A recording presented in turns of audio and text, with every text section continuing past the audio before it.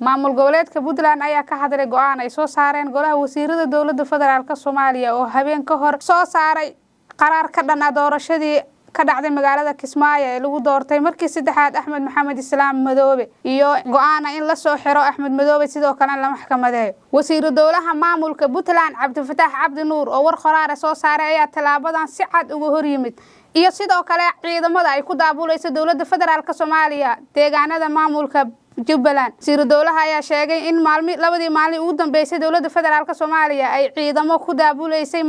deegaanada maamulka Jubbaland kuwa oo ay ka dejisay jasiirada Kuudha deegaanka Raskabooni ee hoostaga degmada Badhaadhe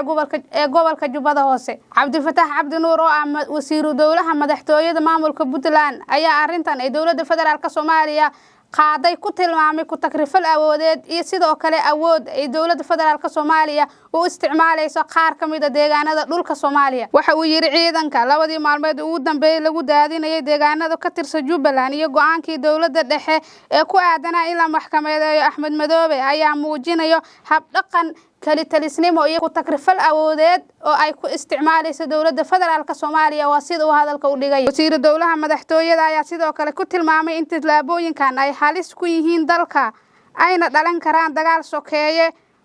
oo saameyn ku yeeshay geedi socodka nabadda iyo xasiloonida siyaasadeed ee Soomaaliya tilaabooyinka ayaa khatar weyn ku ah geedi socodka dawlad dhisida ee hadda socda waxayna si fudud u sii horin karaan ayuu yiri xiisadda iyo colaadaha qabaa'ilka Soomaaliyeed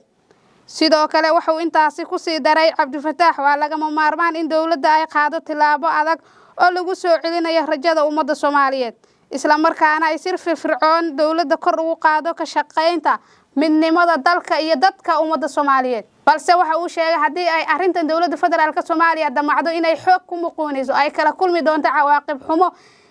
iyo inay si xumaanta ummadda isku keenida midnimada dadka Soomaaliyeed maamulka Puntland ayaa hore u taageeray doorashadii ka dhacday 25 bishan aynu ku jirno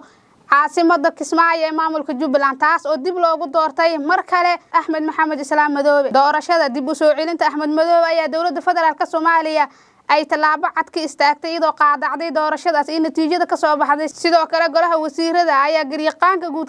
ka dalbaday waaran lagu soo xirayo Axmed Maxamed Islaam Madoobe sidoo kalena lagu maxkamadeynayo wararka warbixinada wareysiyada iyo falanqaynta Kaab Somali TV waxaad kala socon kartaa baraheena bulshada Facebook Twitter Instagram TikTok YouTube ama ku soo biir barteena Telegram ee Kaab Somali TV haddii aad hayso talo ama tusaale ama aad doonayso inaad nala wadaagto aragtidaada waxaad inoogu soo diri kartaa WhatsApp lambarka shaashada kaaga muuqda ama emailka info@kaabtv.com sidoo kale si fudud u booqo kadibna rukumo website-keena www.kaabtv.com